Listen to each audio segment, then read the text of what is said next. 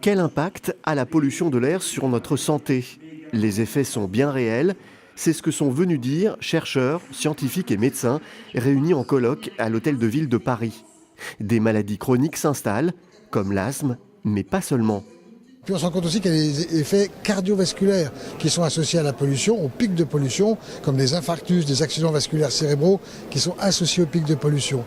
Et il y a un autre aspect, c'est l'effet au long cours d'une pollution chronique.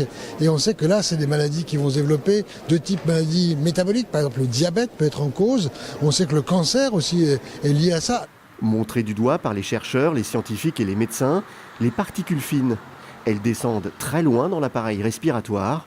Chaque année, la pollution de l'air tue. Dans le monde, rien que les particules, c'est plus de 4 millions de décès par an. Qu'en Europe, l'Agence européenne pour l'environnement l'a estimé à environ 400 000. Et qu'en France, nous, on a publié donc un rapport l'année dernière où on estime à 48 000 décès chaque année les conséquences d'une exposition uniquement aux particules. Particulièrement exposés à la pollution de l'air, les enfants en pleine croissance. Depuis plus de 15 ans, la faculté de pharmacie Paris-Descartes suit des nouveau-nés parisiens et se penche sur l'évolution de leur santé. On s'aperçoit que plus ils sont exposés tôt à la pollution d'origine automobile, plus la probabilité qu'ils ont de développer un asthme et des symptômes respiratoires, de présenter des symptômes respiratoires persistants à 4 ans est importante.